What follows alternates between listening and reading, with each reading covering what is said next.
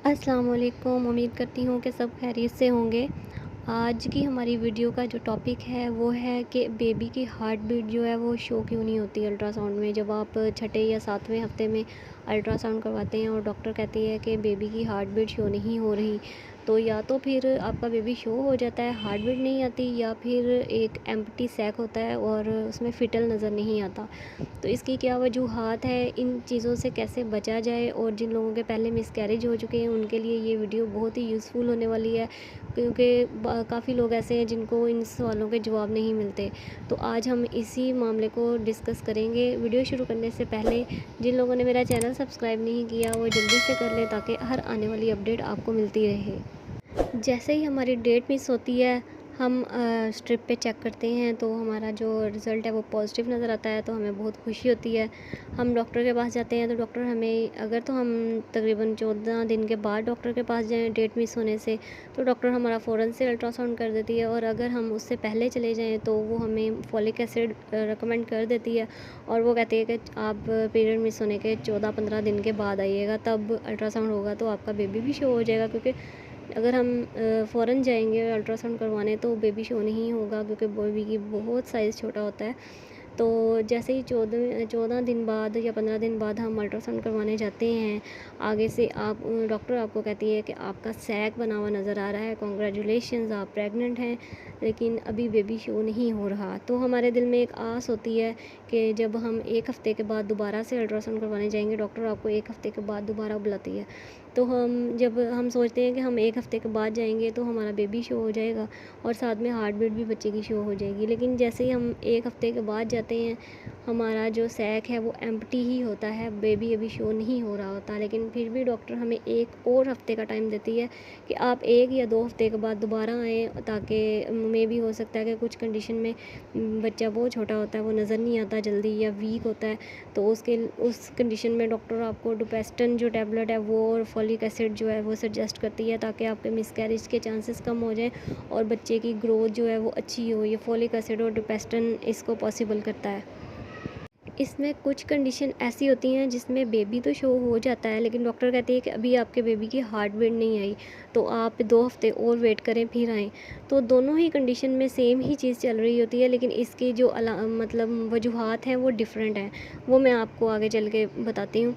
अगर तो हम जाते हैं तकरीबन कोई छठे हफ्ते में, बेबी की हार्ट बीट आ जाती है। अगर छठे हफ्ते में बेबी की हार्ट बीट नहीं आती तो डॉक्टर आपको 8 हफ्ते तक वेट करने का कहती है, और अगर तब तक 8 हफ्ते तक बेबी की, या 9 हफ्ते तक नहीं आती, तो डॉक्टर आपको अबॉर्शन का कह देती है कि आप डीएनसी करवा लें, या कुछ लोग ऐसे होते हैं जिनकी नेचुरली हो जाती है। तो इसमें 2 कंडीशंस होती हैं, एक तो एम्प्टी सैक होता है, उसके अंदर बेबी नज़र ही नहीं आता। दूसरा ये कि बेबी नज़र आता है लेकिन उसकी हार्ट बीट नहीं आती।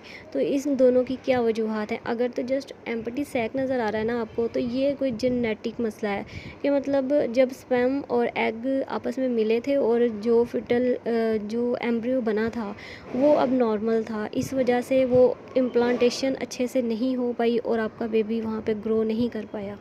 और ये कुदरती तौर पर ऐसा होता है कि अगर अब नॉर्मल जो एम्ब्रियो अगर बने तो उसको बॉडी हमारी ग्रो नहीं करती और वो ख़त्म हो जाता है, और नेचुरली तौर पे ना आपकी जो आपको डीएनसी नहीं करवानी पड़ती, आपको 9-10 या हद से 11 या 12 हफ्तों बाद ना ऑटोमेटिकली ब्लीडिंग हो जाती है। इसमें आपको डीएनसी नहीं करवानी पड़ती।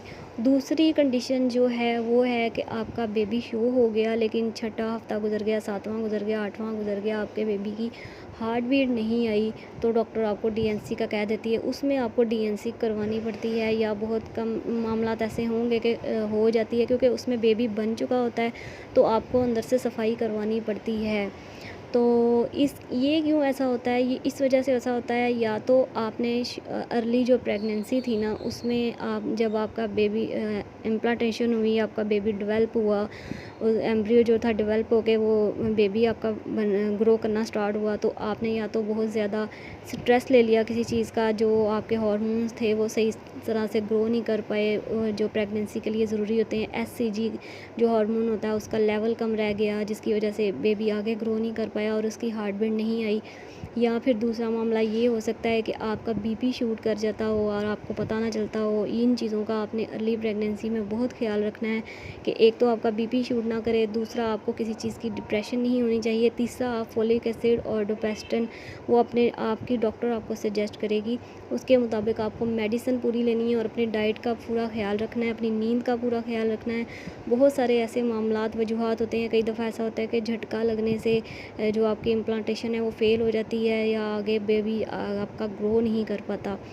तो ये सारे मामलात होते हैं जिसकी वजह से बच्चे की हार्ट बीट जो है ना वो नहीं आती। उम्मीद करती हूँ कि आपको दोनों जो डिफरेंसेस हैं ना वो पता चल गए होंगे। अब मैं आपको बताती हूँ कि इनका जो हमने हिफाजत करनी है वो कैसे करनी है दोनों मामलों में। जैसे ही आपको पता चलता है कि आप प्रेग्नेंट हैं, पहले तो सबसे पहले आप इस चीज़ का शोर ना मचाएं, क्योंकि नज़र बर हक़ है। और दूसरी बात ये कि जब तक आपके बेबी की हार्ट बीट ना आ जाए, आपको हर चीज़ कंफर्म ना हो जाए, आप बहुत ज़्यादा शोर मचा के लोगों को ना बताएं। और दूसरा ये कि आपने एहतियात करनी है, आपने उठने बैठने में एहतियात करनी है। एक समझ लें कि एक बहुत ही नन्ही सी जान आपके अंदर पलने वाली है जिसका आपको ख़्याल रखना है। आपने अपना खाना पीना जो रूटीन है उसको चेंज कर देना है। बाहर की चीज़ें बिल्कुल भी ना खाएं, बिल्कुल अवॉइड कर दें उन चीज़ों को। हेल्दी खाएं, बहुत ज़्यादा गर्म चीज़ों से परहेज़ करें, क्योंकि जितनी गर्म आपके जिस्म में हीट ज़्यादा होगी तो वो ब्लीडिंग होने का खदशा होता है। और दूसरा ये कि आपने हील पहनना बिल्कुल अवॉइड कर देना है। और सीढ़ियाँ ये नहीं कि उतर नहीं चढ़ नहीं सकते, लेकिन ये कि आप थोड़ा एहतियात करें कि बहुत ज़्यादा तेज़ी से आप उठें बैठें ना, सीढ़ियाँ ना उतरें चढ़ें जिसकी वजह से आपके बॉडी को झटका लगे। या बाइक का सफ़र जो है ना वो उसको अवॉइड कर दें आप, बल्कि सफ़र को तो बिल्कुल भी अवॉइड कर ही देना। ज़रूरत हो तो बाहर निकलें, बहुत ज़्यादा इमरजेंसी है तो वैसे ना निकलें। अगर गर्मी का बहुत ज़्यादा मौसम है तो हीट स्ट्रोक से बचें। आपके जिस्म में पानी की कमी नहीं होनी चाहिए। जैसे ही आपको पता चलता है कि आप प्रेग्नेंट हो गई हैं, आपने पानी का इस्तेमाल ज़्यादा कर देना है और अपनी डाइट में प्रोटीन वगैरह लें। हर चीज़ आप ले सकती हैं लेकिन एक लिमिटेड क्वांटिटी में।